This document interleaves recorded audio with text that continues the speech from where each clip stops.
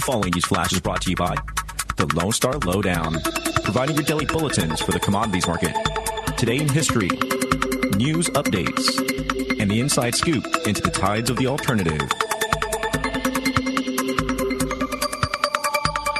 Markets for Friday, April 8th, 2016 are currently trading with gold at $1,239.45 an ounce, silver $15.36 an ounce, Texas crude $37.26 a barrel, and Bitcoin is currently sitting at about 419 U.S. currency.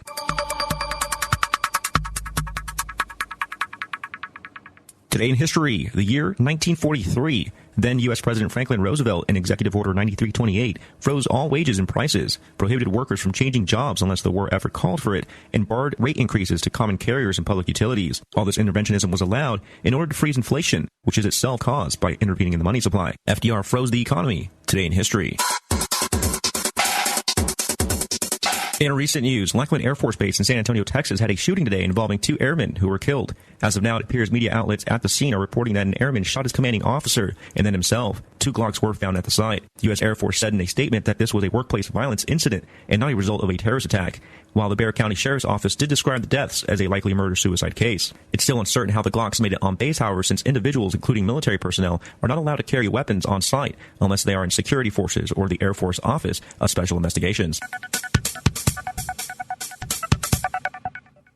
Inmates at 7 different state prisons across Texas launched a work strike this week. It seems inmates refused to leave their cells, prompting all 7 prisons to put their entire facilities on lockdown. According to the Incarcerated Workers Organization Committee, or IWOC, the problem in Texas is that prison labor does not contribute towards their parole considerations, the compensation which doesn't even add up to cover the inmates' $100 copay associated with their medical expenses, and the heat they're put through in the Lone Star State can be deadly. The IWOC is also calling for 60% of the 180,000 prisoner laborers, which adds up to about 100,000 jobs, should be given back to the citizenry, which would alleviate unemployment in the state. Keep in mind that prison workers receive no benefits, no disability compensation, no Social Security, and no overtime pay. The Prison Policy Initiative, a nonprofit and nonpartisan research institute, describes the $2 billion annual prison industrial industry as nothing less than legal slavery. The list of fixes and grievances can be seen on the IWOC webpage. This is Rick Rohde with your lowdown for April 8th, 2016.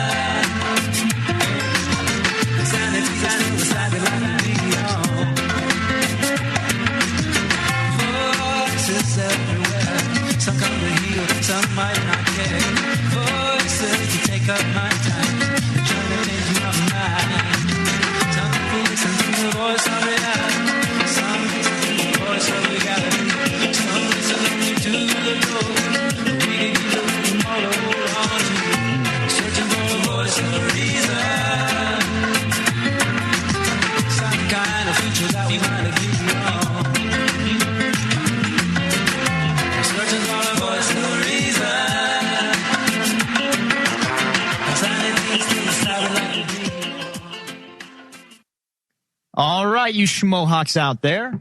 What the hell's a schmohawk? Schmohawks are our radio listeners in Radio Land. All radio shows have a name for it. You are listening to the Voice of Reason radio show.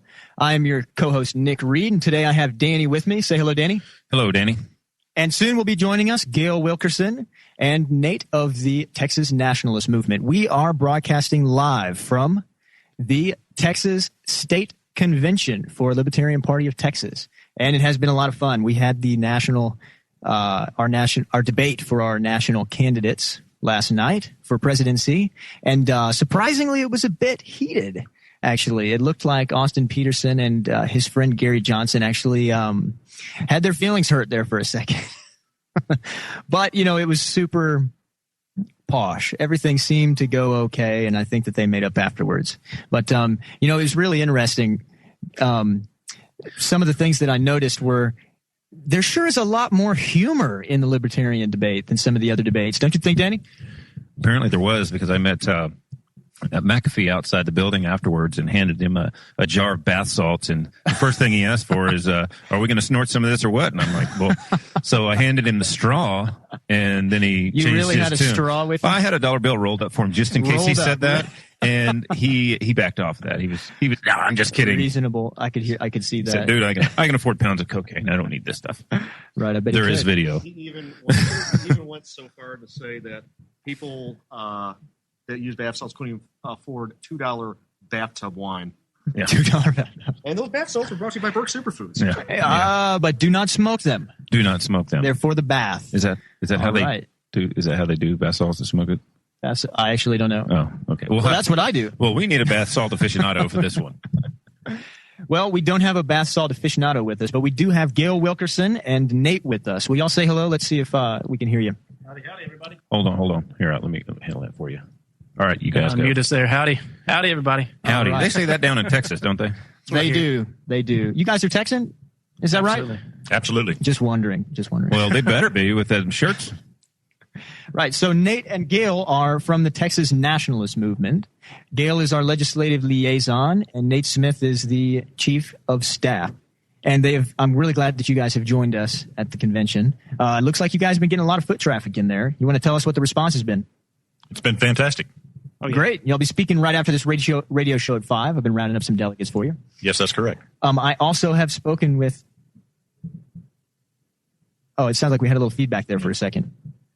Anyway, so there is a proposed change to the platform to take off Texas independence. But I think that I've rallied enough support to keep it on, guys. Definitely want to have it in the Libertarian Party. Fantastic. Sorry, guys. Got a little feedback.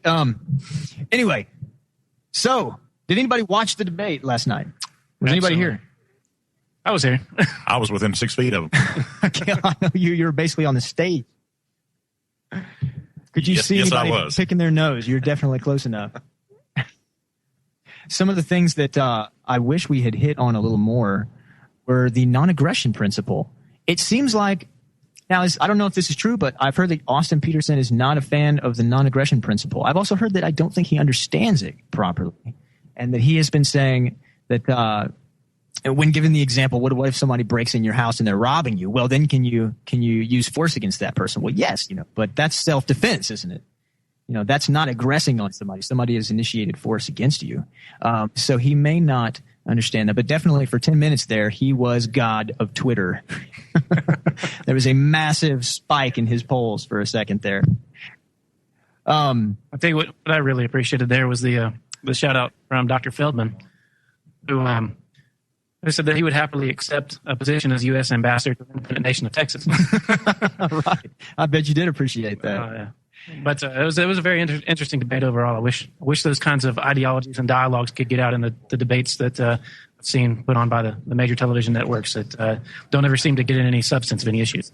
Definitely. Have you guys had any really interesting conversations with people here at the convention? Oh, yeah. Plenty of them. Any opposition, actually, to the idea of Texas secession? Actually, I have not had a single opposition to it yet. Everybody is either on the fence or they're on our side. Well, that is surprising and not surprising at the same time. Yeah, I am really looking forward to our 5 o'clock debate. It's right. Me too. It's not surprising in the sense that it is on the platform and is, by extension, another form of the right to free voluntary association. I am surprised in the sense that libertarians basically just rebel against everything. So I'm surprised you didn't get any interesting conversations about Texas independence. What are we going to do with our parks? I think the only people that have probably been the most opposed to it were those who would not live in Texas that were here. And, I think they were feeling a little left out. Yeah, I think you're right. So I think there was definitely some concern from those who didn't live in Texas, but I told them, they're welcome to live. Right. They're welcome to move. I'd recommend getting here now, though. I think I met you, Nate, several months ago at one of the TAG meetings, and you were trying to get it on the ballot, get the whole Texas Nationalist Movement thing on the ballot. How's that going? Well, that process is wrapped up. We've got some different agendas that we're working on right now, but we had a really successful petition drive. We kicked this off with a 21-city tour over a month in the summer, doing training and engaging with Texas all across the state, from Lubbock down to Corpus. And we really got an opportunity to get out there and see how Texans feel, like from the street. It's great to see the polls that they're conducted. It's another thing to see in person. Yeah. Now, as far as the petition effort goes, now that was a section of the Texas election code that was under to place a referendum on the primary ballot, because Texas doesn't have ballot initiatives like other states do. Place it on a general ballot. No, that was targeted specifically at Republican voters at Correct. that time, right? Yeah, we had to choose a party to put it on one of their primaries. And so we chose Republican because we do poll with more favor amongst Republicans. And as a result, I believe we ended up collecting enough signatures, but we did not get enough valid signatures turned in to us in time. There was part of the challenges was in order to sign the petition, you had to pledge that for the primary process, you would be committed to the Republican track. And so, of course, that discouraged some folks who would like to sign, but also every page had to be notarized. It was a significantly higher level of logistics than a lot of other efforts that are made, like in California and the other states. With the insanity in this election cycle, are you seeing an uptick in interest in the Texas Nationalist movement? Or? Absolutely. We saw an uptick in interest from even amongst the Republicans when we did that. I mean, if you roll the clock back about 2 years, trying to make inroads into the Republican Party at any level to try to get that on their platform, it actually was at the state convention 2 years ago. But they made a huge effort and they blocked that on the floor. They actually shut the convention down early to keep it from coming up for discussion. Yet, you look at last year when we had our petition effort, and it was a surprise to them, but it actually became before the state Republican Executive Committee with a supermajority coming out of the Resolutions Committee, and it had a third of the support on the floor of the SREC. So, and then we're also seeing a platform to add it to their resolution added to their party platform come up as well. I think it's passed out of hundreds of precincts this year. Confirmed over 21 counties or SDs that have passed that resolution. So it's going to state convention this year with a whole lot more support. So it's just continuing to grow. And as you mentioned, the election cycle, everything those guys do send support our. I have a lot of interest in it. Kind of just my family dates back to the 1830s in Texas, so I find this a very interesting subject. That whole Texas nationalist movement thing. Definitely. Well, you guys are definitely like the Gnostics to the church here. Secession is, in general, in the 21st century, a pretty scary, dirty word, isn't it? And it's surprising to see the Gnostics coming back here. We have the Texas independence movement that is probably bigger here than in any other state that I'm aware of, at least. Yeah, I would say it was pretty scary in the 20th century, but I think it's getting a lot less scary in the 21st. I mean, it's kind of ironic how it's come around. And initially the 13 colonies seceded from Great Britain because they didn't like having this tyrannical power from far away telling them how to run their government. Texas has the same story. We seceded from Mexico because we didn't like Mexico City. And yet on June 23rd, you find Great Britain, ironically, who we seceded from, now going like, well, we don't like all of our power being put in Brussels, and then telling Britons what to do. And so now they're having the opportunity to vote on independence themselves. So interesting comment on that. So during South by, signed up to drive Uber and Lyft, and I was driving around making the rate of a lawyer probably. Wow. But there sure were a lot of people from the UK here. It seemed like all the Englanders came to South by. And while I had a captive audience, they heard they were cheap dentists. Free teeth whitening. They heard about My Magic Mud. Was that a plug? Yeah. Give a plug. Definitely. It does do a little bit of whitening. I tried it myself. Anyway, back to the session of the UK. I asked him about the topic while I had him in the car. And, surprisingly, most of the people in the car were opposed to it themselves. But they they told me about the reasoning. First of all, they speak about it like all of the UK is opposed to it, when we know that that's not the truth. There obviously is a huge public outcry for this to be something that the UK is voting on. The Queen hasn't put the kibosh on. So, but the reasons behind why they say they're opposed to it and why they believe most of the UK is opposed to it were completely different. It was incredible. They varied from everything from this is racism to, like NASCAR racism? No, anyway, we'll get into it in the next segment. You are listening to the Voice of Reason radio show, and this is on the Logos Radio Network. We have the Texas Nationalist Movement with us, as well as Dan. This is the Logos Radio Network.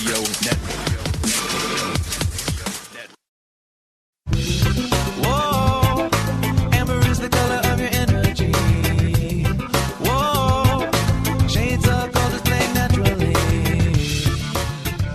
All right, right, welcome back, people in Radio Land. You're listening to the Voice of Reason radio show. I'm your host today, Nick Reed. We have today with us Danny, Nate Smith, and Gail Wilkerson with the Texas Nationalist Movement.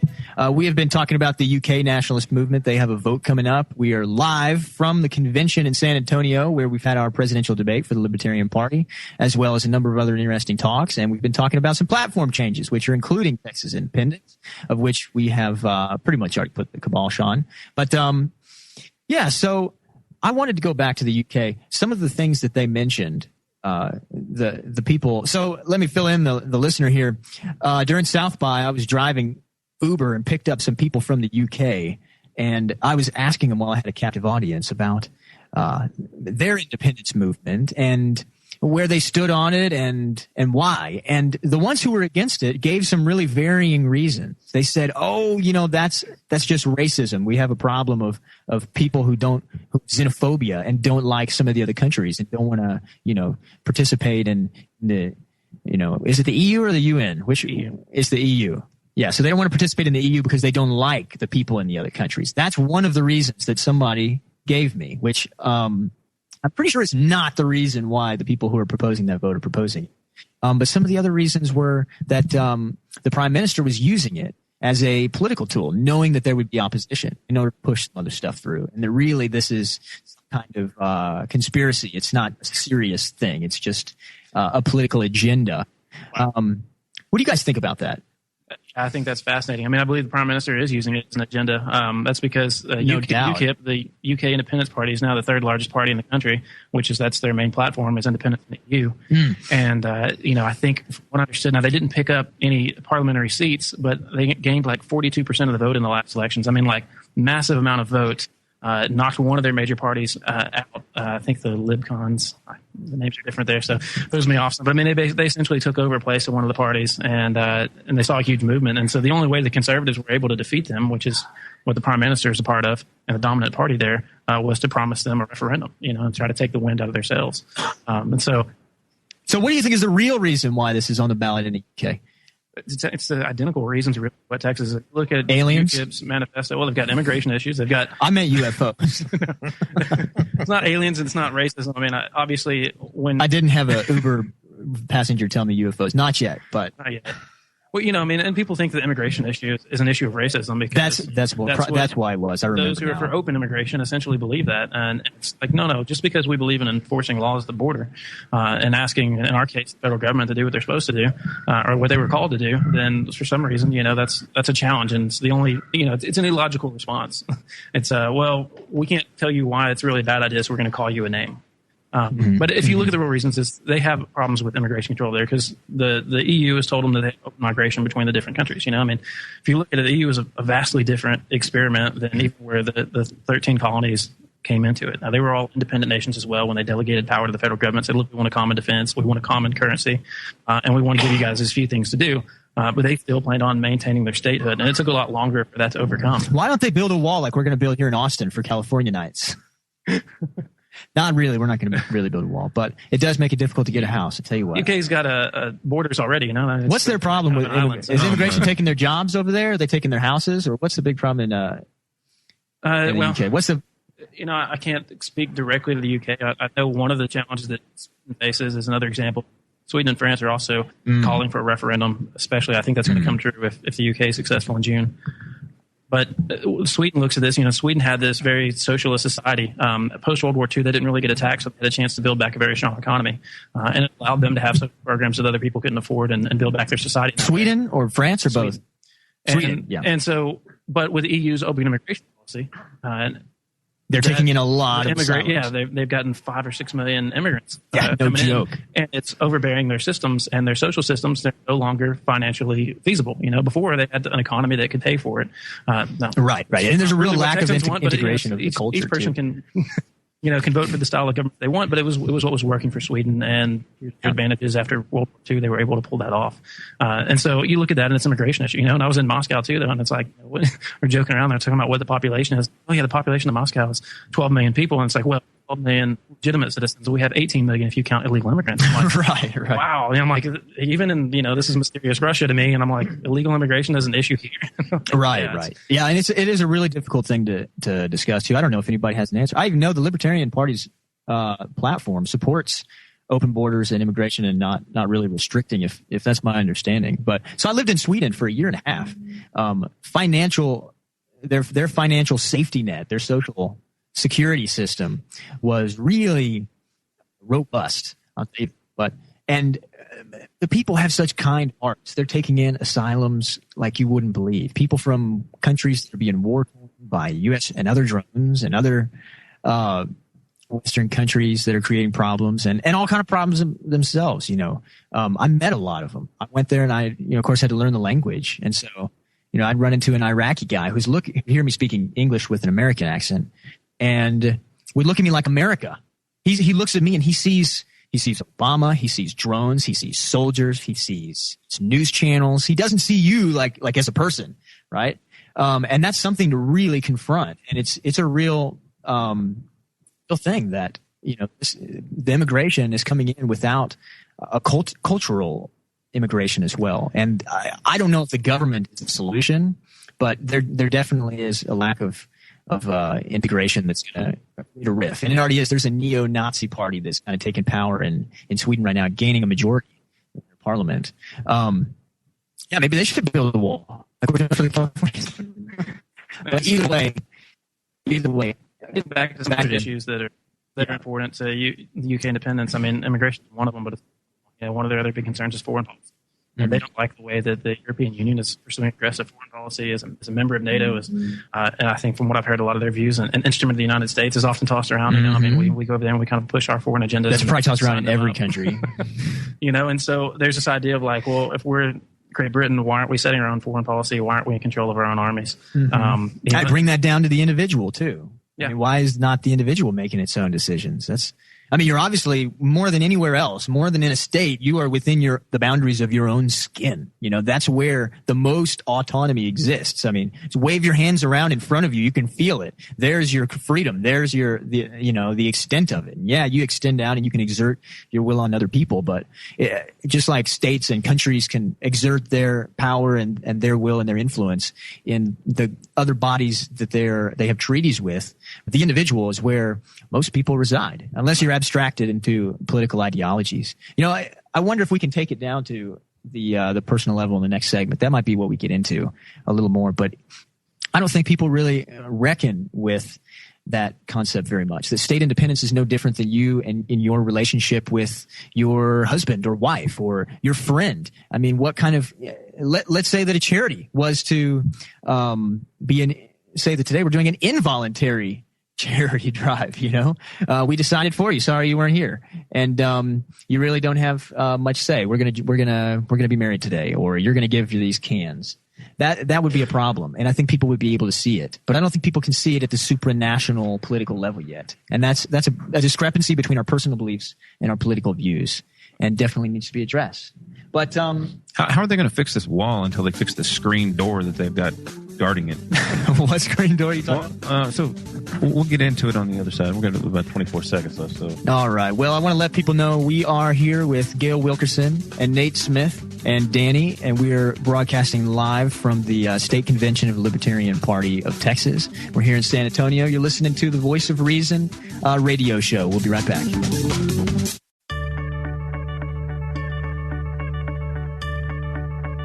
Forget the tanning booths, hours in the sun, and instant tan lotions. There's a much better way to boost your skin color, and it's really good for you. I'm Dr. Catherine Albrecht, and I'll be back in just a moment with a skin-sational tip.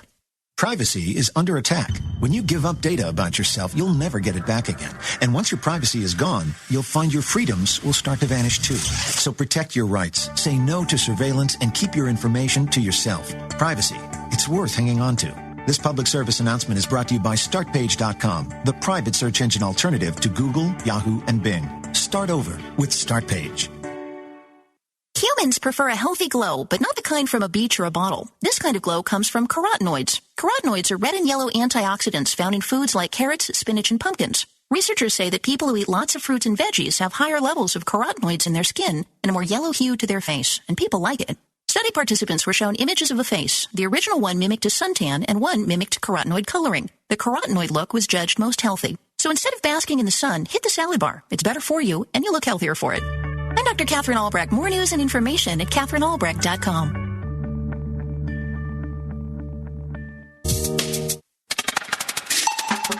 You're listening to the Logos Radio Network at logosradionetwork.com.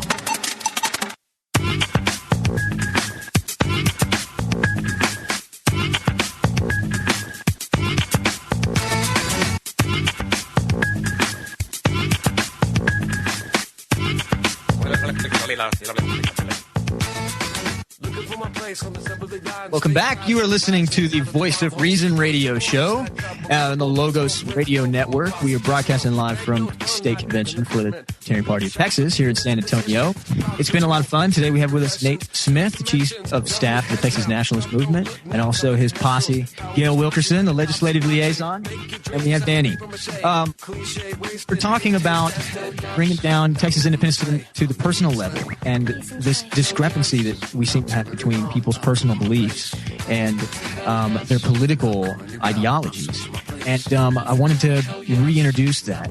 You know, independence is something that is important to all people. And we have a problem today with teenagers. You know, the youth have a lot of problems gaining their independence from parents. This is something that everybody experiences in their family. When you get to the age of adulthood, which is more or less, you know, somewhere between 17 and, 20 something, you're trying to gain your independence financially, emotionally, psychologically. You're trying to make decisions for yourself. And if you have parents who don't encourage that, who in fact smother that, who want you to come to them for knowing what's right and wrong, and basically you're going to make all the decisions for them. They grow up with poor decision-making skills. They make poor decisions. And, that's not the kind of society that we want to create. And it's really not the goal of most parents. In healthy parenting, you want to encourage that independence. But today we see a pattern in our socio-political systems that seems counter to this more natural order of encouraging more and more independence, of developing individuals. But what about developing nations and developing groups? Should we be encouraging independence with groups, with states, with countries like the UK, with cities like Milan and Catalonia and Spain? Because we have a pattern where right now the only answer to everything is top-down, big government, bigger government, the centralization and consolidation of power more and more, where people, individuals, have sacrificed and give up their rights, give up their decision-making capacity, give up their autonomy, give up their independence for security. And if you ask me, it's not a matter even of ethics. It's not even a matter of politics. 500 people in Washington, D.C. just cannot solve all of the problems of 318 million people across a continent that they've never met and don't know anything about. It's science. Yeah, they're certainly not representative. Here. And they're certainly not representative either. Good luck being one of their 500,000 constituents and trying to get a few seconds of their time. Right. And what kind of problems would you have if you had 318 million people who grow up thinking in terms of how am I going to solve problems in my life? How am I going to make my world, not change the world, but change my world around me and influence those around me? And they think the president should do this, the prime minister should do that, the parliament this and that. I mean, 318 million people all thinking in a top-down way leaves them with two options, paying their taxes and voting. But that is a very disempowering approach to solving problems in life. And I don't think people really consider that. You could vote not to pay your taxes. Unfortunately, the best we get on that is a bunch of lip service from a debate stage that was not last night. But, from the guys who are out there trying to win, they give lip service to reducing or eliminating taxes. But we all know that that's not going to happen if they get elected. One, the president's not even authorized to do it. But we're going to cut your property tax, but we're going to raise your property value. Yeah, right. Exactly. With aggressive property tax appraisals. My dad fought that every year at the county level. He would go and fight those aggressive property tax appraisals. Now, actually, he has a problem because he's trying to sell his house and people look up the appraised value and it's, about a third of what it's actually worth right now. But, not a lot of people even know you can do that. People just pay it. They accept whatever it's it's appraised at, and they pay the tax rate. And that in itself is basically increased taxation without the representation of the people who voted for the original rate. Absolutely. I mean, you were talking about how you have this small body of elected officials in D.C. and a gigantic body of unelected bureaucrats who make a majority of the laws and regulations for us. But the challenge with that is they're trying to apply these laws equally to all the 50 states, from Alaska to Florida to Hawaii to New York and Maine. And we're not the same. We don't have the same needs in Texas as Florida has. We don't have the same needs in Texas as Vermont has. And this one-size-fits-all big federal government is really not the solution for us. At least I don't believe that's the solution for Texas. I think Texans should be the one making the decisions for what's best for ourselves. And it's Texas is probably too big to be a government on its own, if you want to break it down. But we're certainly not too small to be a government under any circumstances. Definitely. And you know what? If the United States is not too big to be a government, then Texas definitely is not too big to be a government. Actually, the United States is too big to be a government. So when Texas becomes its own country, are we going to get rid of that dollar and institute some nice cryptocurrencies? Oh, that would be nice. Well, let me. The Texas Nationalist Movement is not going to advocate what we should do next. But what we can talk about is what Texans generally have displayed. And if you look at the currency issue, I mean, this is important to Texans. Texans have a problem with the Federal Reserve Bank, and Texans have a problem with a dollar that's worth less and less each year. And, one of the efforts to counter that was actually a bill that our organization championed in the House, and that's HB 43, the Gold Depository Bill. I don't know. At face value, that was about Texas bringing its gold back to help protect us in some. One, it's just like, why are we paying to store gold owned by state institutions outside of the state? It didn't make sense. But furthermore, if there is an economic disaster, then why wouldn't we have that gold here? But Texas became its own Germany and said, "We're our gold." But the real interesting part of that bill was the fact that it creates a system where citizens can deposit metals in the gold depository. They can silver, gold, any precious metals, and the state is required to create a system of electronic transactions to where they can trade those metals with one another. Now, am I saying that that's the right currency solution for an independent Texas? No, but it's an idea of the way Texans think. That's something that we just got passed into law. Is like, hey, look, if Texans want to trade in Bitcoin, or if Texans want to trade in precious metals on deposit with the state, who are we to say that they shouldn't choose the currency that they use? Trade in moonshine or anything else they want. Right. Steaks, you name it. I have a friend in Sweden who decided to get into bees. So he has about 10 beehives. Said he gets 140 kilos of honey a year. He puts that in jars and trades it for everything he can. And he said he's actually got pretty far. He can trade it for food and for all kind of things. But you could use anything for a currency. But it comes down to, do people have the right to decide for themselves what the value of something, of their medium of exchange is? Like, do you get to decide the value of your labor, of your time, of this or that you're trading or buying? And the answer they already have their own God-given right. Maybe a state may tell them that they can't, but hey, ignore the state. Right. There you go. There you go. I totally think it's dangerous if people not only start believing that they don't have that right, or if there are consequences that deter people from trying to assess the value of themselves, their labor, their time, but lose the capacity to think in terms of what are things worth for me? Because then you are eternally dependent on external forces or bodies to tell you what you are worth, what your time is worth, what your labor is worth, what this or that precious metal or object is worth. And that is an opportunity for abuse that I do not think is conducive to the kind of quality of life that's possible, where people are free and can think for themselves. And I think Texas independence is probably a really big step in that direction. Absolutely. I mean, you look at the Texas Constitution, one of the sections that we frequently quote, Article 1, Section 2, and it talks about all political power is inherent in the people, and of course they have the right to alter or abolish it in such manner they think expedient. And so what we have with that is a very libertarian principle that all of this power is inherent in the people, and the people are the ones that make those choices, and we don't get our rights from the constitutions. We delegate certain rights. They're inherent. And really, the laws are just reminders of what good people have agreed upon and should reflect it. So you are listening to the Voice of Reason radio show. I am your host, Nick Reed, for today. You are on Logos Radio Network, and we'll be right back. Welcome, this is a farmhouse. We have cluster flies, alas, and this time of year is bad. We are so very sorry. There is little we can do but swat them.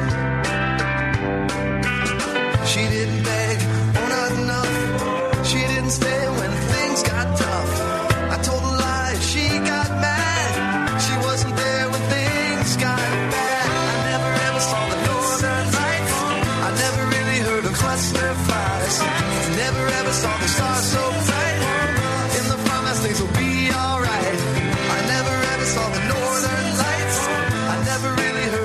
Voice of Reason radio show with your host, Nick Reed. On the Logos Radio Network, we have Nate Smith, Gail Wilkerson, and Danny with us today. And we've kind of had a heart-to-heart about what's at the root of Texas independence and these nationalist movements that we can see springing up all over the world. What are they reacting to, really? Is it that they just don't like these immigrants and they're superficial racists who want to build a wall? Or is there something about their autonomy? Is there some need that's not getting met by the further consolidation and centralization of power and the loss of decision-making skills? So the question is now, where do we want to take it from here? You know, I mean, we've talked about, to wrap up, we've talked about the personal values of people. We've talked about parents and healthy child development and compared it to, you know, nations and countries. We've talked about some of what's going on in the UK a little bit. But Texas independence has a lot of different areas that we can touch on. Yeah. Mention briefly a little more about the Texas nationalist movement, what we do and the size of our party and stuff. You know, I've heard some really great speeches and things from guys here, and one of the things that caught my attention is earlier the guys from Liberty Means were talking about their large following on Facebook. I think they've got 60,000 likes, and someone mentioned the Libertarian Party has 12,000 likes. But to give you an idea of the support behind Texas independence in comparison is, you know, we have over 250,000 supporters of our movement. We've grown over 50,000 in 2015 alone. On our social media following, we have more likes than the Republican Party of Texas, Democrat Party of Texas, and Libertarian Party, unfortunately, combined. You know, so I mean, we have this huge strength of people that are interested in this. But it's not just about pointing out that we have more than these other groups. The interesting thing is that our supporters come from all these different groups. I mean, Libertarian is a natural fit for Texas independence, and I want to talk in a second about how this can really advance a lot of libertarian ideas and principles. But first, I just want to point out that, you know, our followers come from all different demographic backgrounds. I mean, the one thing that unites them is that they believe that they're Texans, you know, but they come from the Democrat Party, they come from the Republican Party, they come from the Libertarian Party, they consider themselves conservatives, progressives, liberals, you name it. It doesn't matter what color they are, it doesn't matter what their background was, it doesn't matter whether they've had 3 generations or 6 generations of Texans in their family history, or whether they just moved here. One of the guys came up to me this summer on our petition effort asking to sign a petition. He says, "Is it going to be a problem? I just became a citizen of Texas yesterday." And I'm like, "You mean a citizen of the United States?" He says, "Yeah. So I just became a citizen of Texas." So here's a guy that just went through, you know, legally the full immigration process, gotten his citizenship of the United States, and the first thing he wants to do is sign a petition to give Texans the opportunity to vote on independence. You know, I mean, so we have people from all different backgrounds. But I want to talk a little bit about how that translates into some opportunities to see libertarian principles come to fruition. You know, I mean, fantastic. Real quick though, I just thought of something I have to mention about this convention.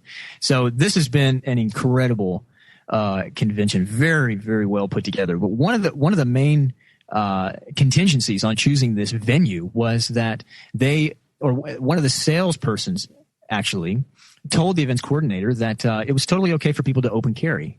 So people have been coming and open carry, but when they showed up, they had that 30-7 sign out front, and the police had to tell people at the door, "I'm sorry, but while the sign's up, while the owner's posting this sign, I can't allow you to carry in here."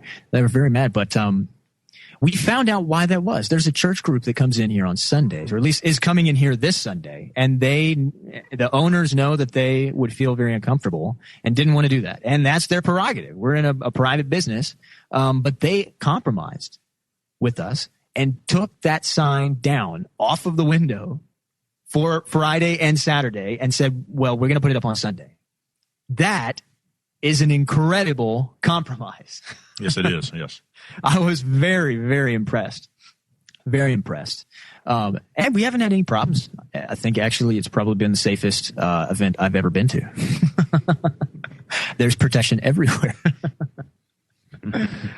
But yeah, about the libertarian platform and the Texas independence, you wanted to say something. Yeah, I was saying that, you know, if you look at the opportunity, and I'd like to ask you as well what issues you'd really like to see resolved by this, but, you know, we look at this difficulty of change, and it's one of the things that Jeff Deist of the myseas.org was talking about over the lunch break of the challenge that it's going to go in and change this American structure of government, you know, and how we're continuously fighting an uphill battle to make some measurable change there. And the difference is, you know, when it comes to Texas independence, we'll have a constitutional convention. We get a chance to rewrite the rules ourselves from the ground up. So instead of having to slavingly work over decades and decades to try to get some libertarian principles in government, we'll have the opportunity as Texans to come together and decide what's best for us in a convention and rewrite the whole rule book, essentially. So, and every libertarian in the country is going to move to Texas if it succeeds. There will be a huge migration, I think, and the big government supporters will likely leave as well. Will likely start leaving as well, yeah. I mean, if you're looking at the issues that resound amongst both amongst Texans and libertarians, you're looking at the currency system. I mean, we'll eliminate the Federal Reserve instantly. Right. There goes audit the Fed problems. I don't think we're going to ask we want to be independent, but we still want to. We still want the Fed. Actually, can we bring the Fed headquarters? I was watching a YouTube video yesterday where some moron didn't know anything about the Federal Reserve was calling it the Federal Preserve. Like it's a big federal jar of jelly or something, Put that on your cat head biscuit. Right? That pretty much captures our relationship, our level of closeness with those who decide what our money is worth. It's so detached. People can't even pronounce it properly. It's jelly. But you have those type of things. We have the opportunity to completely change the currency. We have the opportunity to, like everyone was saying, completely change the tax code into whatever form that we want and however one, the crazy idea we should just have, import excise taxes and stuff like that, which is what the United States operated on for its first 100 years. I'm not advocating that, but it's a possibility that if Texans chose to pursue that route, we could certainly look at that, And education too, all the education problems that we have with the criticisms of having the feds in the classroom and one size fits all. That's no different than our political climate right now. Where we have a the Texas feds. Nationalist school teach kids how to cook barbecue? A Texas Nationalist school? Well, the Texas Nationalist movement, their new education Are y'all system. opening a school? No, You should. We do have an online university. We can come learn about Texas nationalism. All right, The Teenham Academy. I can learn how to cook barbecue online. Barbecue, independent. But, you paint a vision of an independent Texas, and one of the things we learn to cook have yourself. is a lot more private education opportunities and stuff. And so, if you want to open a barbecue cooking school,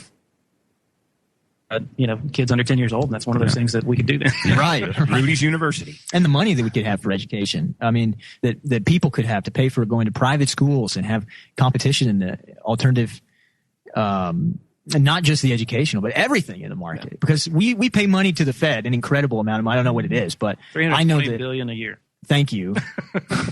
I don't know if I wanted to know. I have kind of a stick my head in the sand approach with that. It makes me so mad. But can you put your pinky in your mouth when you say that? Like $1 billion. Texans send the feds over $300 billion. I mean, that's a huge amount because to get perspective, I have to make light of it, or else I'm going to rage across the stage. Oh my God! Well, Greece was a frequent topic of discussion last year. Another country, the one that almost, the one that had the movie had a big out of the comeback year too. almost the one that because shot they the couldn't Bitcoin afford price up. Is that what did it? Yeah. That was one of the things that did it. Yeah. They're in a situation where they had a debt that they couldn't pay. They had to keep coming back to the European Central Bank, the Troika, the IMF, all that, and to try to keep bailing themselves out for more big government programs that weren't working. And they weren't moving towards a solution. But their insurmountable debt was around the amount that we send the feds every year in Texas. It's $320 to $350 billion. That was the debt that they couldn't pay off. So we are greasing ourselves every year by being part of the United States. Yeah, we're greasing ourselves. There's a lot of greasing ourselves up. Is Texas a net payer? And there's a lot of ways people like to slice and dice that. But I found that even amongst the average progressive sites, that if you look at it, Texas is a net payer to the federal system in a large way. We get about 83 cents back on the dollar. And the Fed is the guys that put sand in that grease. And not only that, but they tell you how to spend the money too when you get it back. Yeah, and then they make you spend. Comes back in funding contingent grants. This is one of the things that Gary Johnson was talking about last night. And one, like the Department of Education is filled with strings. They give you 11 cents worth of incentives and then make you spend 15 cents in order to get the 11 cents worth of incentives. Or the fact that he brought up something I wasn't aware of. That the Department of Education was founded under Carter, and it's like it hasn't been around that long. So it's not even something that we need. I think the only thing that good that came out of Carter was peanuts, right? I think that was Georgia, wasn't it? Yeah. All right. Well, we're coming to an end here. It's been a fantastic convention. It's definitely not over yet. Tomorrow we're going to talk about some platform changes, and Texas independence is going to be one of the things that we will talk about. But you've been listening to the Voice of Reason radio show on 89.1 Logos Radio Network. This is the official radio station for the Libertarian Party of Texas. We've been broadcasting live from our state convention in San Antonio. We've had the Texas Nationalist Party on with us. Thank you very much, guys. I hope to see you again soon. Thanks, Nick. And we have Danny with us. And thank all you people out there in Radio Land for tuning in. Tune in next time. I'm your host, Nick Reed.